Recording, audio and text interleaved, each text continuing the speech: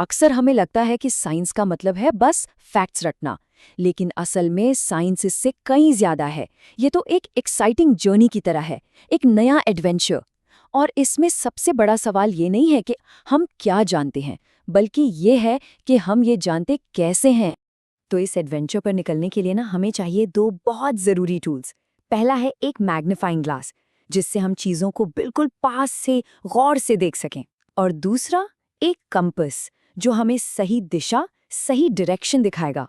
तो इस पूरी बातचीत का मकसद यही सीखना है कि हम कैसे एक साइंटिस्ट की तरह सोचना सीख सकते हैं, सिर्फ इन दो सिंपल से टूल्स को इस्तेमाल करके।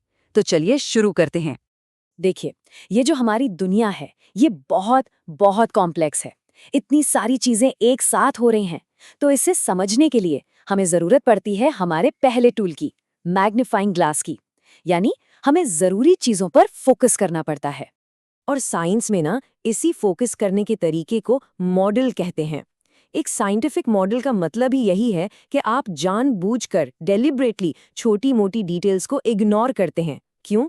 ताकि जो मेन पॉइंट है, जो सबसे जरूरी चीज है, वो बिल्कुल साफ साफ दिखाई दे। इसको थोड़ा और आसान बनाते हैं। चलिए एक क्रिकेट मैच का एग्जाम्पल लेते हैं। सबका फेवरेट, राइट? सोचो, एक बैट्समैन ने जोरदार छक्का मारा। अब अगर हमें ये प्रिडिक्ट करना है कि बॉल बाउंड्री लाइन पार करेगी या नहीं, तो कौन सी डिटेल्स सच में मैटर करती हैं? तो यहाँ पर हम अपना साइंटिफिक थिंकिंग वाला दिमाग लगाएंगे। हम बैट किस कंपनी का है या घास का रंग कैसा है, इन सब चीजों को इग्नोर कर देंगे। ये इम्पोर्टेंट नहीं है। लेकिन बॉल कितनी स्पीड से निकली, किस एंगल पे मारी गई और बॉल का मास यानी वजन कितना है, ये चीजें एब्सोल्युटली जरूरी हैं। बस इसी को कहते हैं एक साइंटिफिक मॉडल बनाना। काम की चीजों पर फोकस करो, बाकी सबको साइड में रखो। ओके, तो ये तो हुई मैग्नीफाइंग ग्लास की बात। अब आते हैं हमारे दूसरे टूल पर, कंपास। सोच के देखो, अगर आप एक्सप्लोरेशन पर निकले हों तो एक मैप और सही दिशा कितनी जरूरी है ना? बिल्कुल वैसे ही साइंस में आगे बढ़ने के लिए एक कॉमन लैंग्वेज, एक साझी भाषा जरूरी है, ताकि सब एक ही पेज पर हों, सबको सही डायरेक्शन पता हो।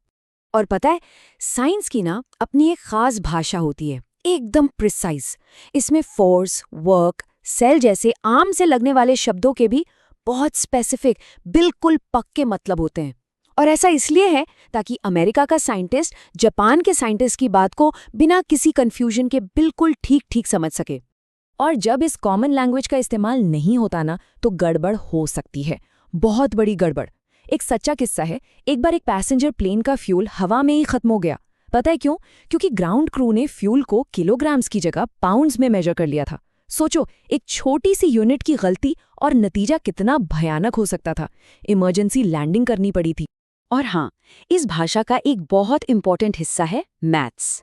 अब मैथ्स का नाम सुनकर डरना नहीं है, बिल्कुल नहीं। साइंस में मैथ्स कोई रोड ब्लॉक नहीं है, बल्कि ये एक गाइड जैसा है।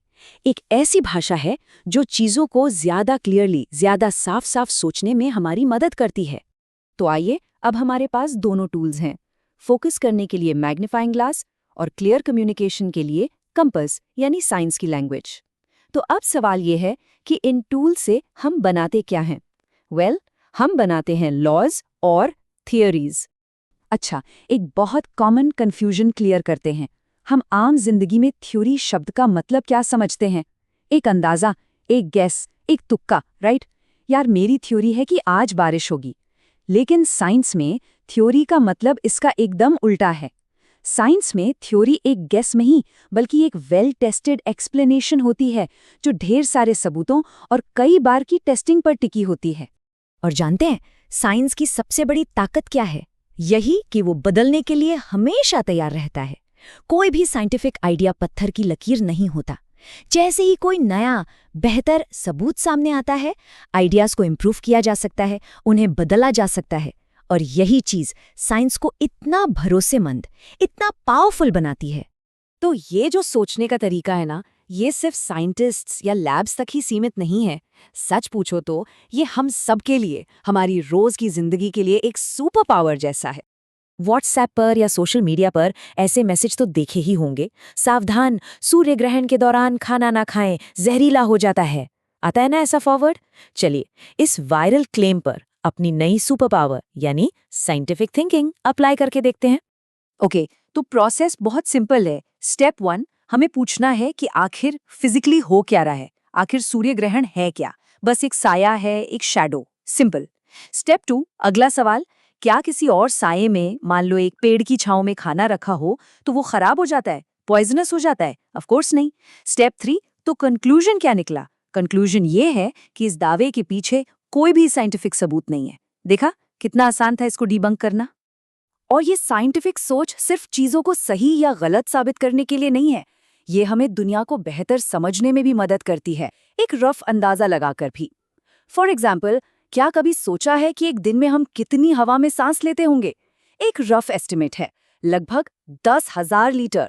सोचो, अब ये कोई एकदम एग्जैक्ट नंबर नहीं है, पर इससे हमें अपने आसपास की दुनिया का एक अंदाजा, एक स्केल मिल जाता है। तो बात यह है कि ये दुनिया सवालों से भरी पड़ी है, हर तरफ क्यूरियोसिटी है। असली सवाल बस ये है कि क्या अब हमारे पास इसे एक्सप्लोर करने के लिए हमारे टूल्स तैयार हैं? मैग्नीफाइंग ग्लास और कंपास, क्या हम तैयार हैं?